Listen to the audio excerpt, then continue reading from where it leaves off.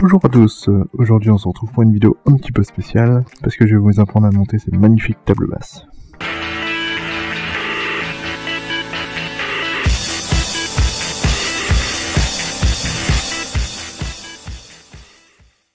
Non, c'est parce qu'il y a quelques semaines en fait j'ai commandé des carénages pour la moto, puisque comme vous le savez, j'ai changé de moto, mais par contre la couleur ne me plaisait pas. Du coup, ce que j'ai fait, donc c'est dans un premier temps j'avais essayé de contacter une entreprise pour effectuer une peinture complète, mais honnêtement les tarifs étaient juste beaucoup trop chers, on était de l'ordre de 600 à 1000 € pour une peinture complète. Du coup je me suis tourné en fait vers justement un kit carénage complet acheté en Chine, donc ça va vous permettre en plus de voir à quoi ressemblent ces carénages. Donc écoutez, c'est parti, apparition du carton. Ouf. Donc voilà, donc ça fait un putain de gros carton. Donc avant de commencer, quelques petits détails techniques. J'en ai eu pour à peu près 300 et quelques euros, tout compris. Donc c'est un kit carénage complet, c'est-à-dire les carénages sur le côté, l'arrière, l'avant, enfin tout. Il est en full black, 300 € frais de livraison inclus. La seule chose, c'est que j'ai eu du coup 50 € de frais de dédouanement. Et si je dis pas de conneries... Voilà, la valeur déclarée par contre, elle est de 120 $. Donc j'ai eu 50 € de frais de douane pour 120 $. Sachant que, si forcément ils avaient mis la vraie valeur, je pense que j'en aurais eu pour un peu plus. Concernant les délais de livraison, alors ça a été ultra rapide je trouve. Je suis habitué à commander en Chine. Généralement ça met à peu près 2-3 semaines à peu près. Hein. C'est 3 semaines on va dire que c'est la moyenne. Là, franchement, en même pas 2 semaines, je crois que je l'ai reçu. Du coup, je l'ai pas déballé, hein, donc on va voir ça ensemble. Et pour ça, on va faire un peu honneur à la Bretagne. Attention, voilà, hop.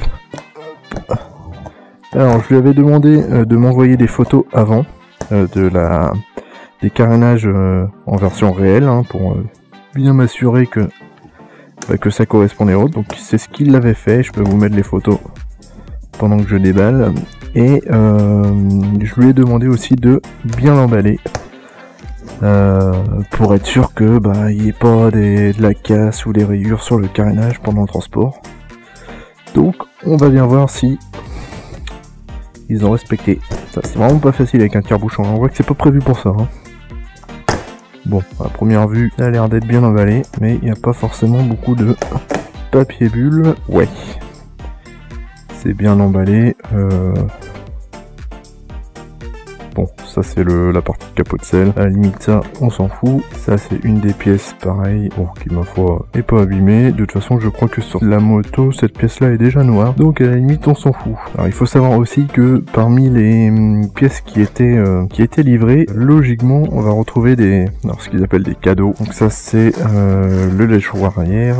Les cadeaux qui sont, alors si je dis pas de conneries, il y a une bulle, donc qui est pratique pour moi parce que fallait que je la change. Elle est transparente. Et bon, on verra bien. Pour l'instant la qualité est pas moche quoi, je pense que ça reste correct. C'est surtout ça qui va commencer à m'intéresser. Bon tiens, on va commencer par ça, et puis on va bien voir. Donc ça c'est le capot de selle. Alors donc voilà le dessous, et attention, suspense. Franchement, pour l'instant c'est plutôt pas mal. C'est bien lisse comme il faut, non? Pour l'instant c'est propre. Hop. Bon, du coup, on va continuer, hein. Je pense que je vais pas forcément tout vous mettre. Je vais accélérer des trucs. Ah oui, ok. Donc ça, c'est un de leurs cadeaux. Alors, je ne sais absolument pas à quoi ça sert. Que c'est un truc qui se décolle ou... voilà. Merci pour ce magnifique cadeau. Je sais pas qu'est-ce que je vais en foutre. Oh, je te jure. Hop. Donc attendez, je vais faire un truc, je vais juste déballer, je vais juste sortir toutes les pièces, et puis comme ça je pourrai virer le carton, et puis on va les déballer une par une. Je vous reprends juste après. Voilà, bon, c'est déjà beaucoup plus simple, et ça me permet de voir déjà d'autres trucs. Alors oui, ça c'est les espèces de petites ouvertures sur le côté, ça marche. Donc là, c'est pareil, ouais, ça c'est les plastiques qui sont devant la moto. Le capot de selle, bon ça c'est pas très intéressant, ça je pense que au vu du truc, ça doit être là. Sur le capot de selle, voilà, parfait, impeccable. Et on va pouvoir déjà vous montrer la bulle, qui logiquement est noire, hein, c'est sur suspense. Bon, pour le coup, c'est relativement bien emballé, au moins contre les rayures. Ah ouais, ça claque. Ça claque carrément. Bon, forcément, hein, elle est pas... C'est une bulle qui est fumée, donc on ne voit pas à l'intérieur. Ok, impec. Passons à la suite. Bon. Les magnifiques cadeaux. Ah là là, je te jure. Bon, bien sûr, hein, parmi tous les cadeaux. Du coup, il y a que la bulle hein, qui m'intéresse. Hein. Le reste, franchement...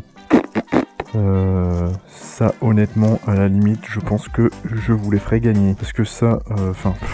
ouais, truc carbone comme ça, c'est pas mon délire. Et alors ça, donc ça les cadeaux, bon, alors je vous ferai pas gagner le truc de merde là, hein. Ça non, hein, ça on est d'accord que ça je vous ferai pas gagner, hein. J'irai pas jusque là. Et donc, mon dieu. Alors ça, si je dis pas de conneries, en fait. Plus les couleurs, attends, ouais, je crois que c'est ça. En fait, ça, mon dieu, le truc kitsch. Ça, en gros, c'est des bouchons de valve. Vous les mettez, vous mettez une pile, et en fait, ça s'illumine. Et quand votre moto tourne, et bah forcément, hein, ça va tourner, et ça va faire de la lumière sur les roues. Donc, il y en a 4, parce que forcément, hein, une moto, ça a 4 roues, c'est bien connu. Et puis, non, ça, je veux bien, mais non. Ça, je ne mettrai pas non plus. Donc ça, c'est pareil, je peux vous les faire gagner si vous voulez, mais c'est... Enfin, c'est... Mon dieu. Passons au plus intéressant. Donc ça, attendez. En fait, je suis obligé de tout déballer parce que je veux contrôler qu'il n'y ait aucune casse avant de dire que j'ai tout bien reçu. Franchement, la qualité de la peinture... Bon, il y a des petites traces, mais alors attendez, est-ce que j'ai... Je reviens. Voilà, donc j'ai pris un chiffon juste pour voir. Ouais. Bon, il y a des petites traces, juste des micro-impacts. Mais honnêtement, pour le prix, pour l'instant, ça me convient complètement. Bon, je pense que je vais couper et je vous reprends une fois que j'ai tout déballé. Bon, alors j'ai quasiment terminé. Jusqu'à présent, ce que je peux constater, c'est que clairement c'est bon. C'est même très bon, hein, la qualité. Alors oui, on a de temps en temps des petites rayures. Alors je sais pas, par exemple, je prends celui-ci au hasard. Voilà, on a de temps en temps des petites rayures. Je sais pas si vous allez le voir. Voilà, on a des petites rayures, mais honnêtement, je pense que ça ne se verra même pas à distance. Autre point, alors qui est assez marrant. Alors vous, à mon avis, vous allez pas le voir. Mais je l'avais dit je crois sur la vidéo de présentation de Suzy, la couleur de Suzy c'était noir pailleté bleu. Là j'avais demandé full black en fait, donc noir brillant pour Ondi, et en fait il s'avère que j'ai un noir pailleté bleu également. Alors moi ça me va parfaitement, je suis même extrêmement content parce que du coup ça fait un petit rappel à Suzy. Par contre c'est quelque chose qu'il faut savoir hein, et peut-être demander lorsque vous commandez, à savoir est-ce que c'est noir pailleté bleu ou noir. Donc voilà, mais pour l'instant c'est parfait. Bon voilà, je viens de déballer toutes les pièces, donc je les ai toutes contrôlées. Ma conclusion pour le moment, c'est que franchement, la qualité des carénages ont l'air quand même vachement bon.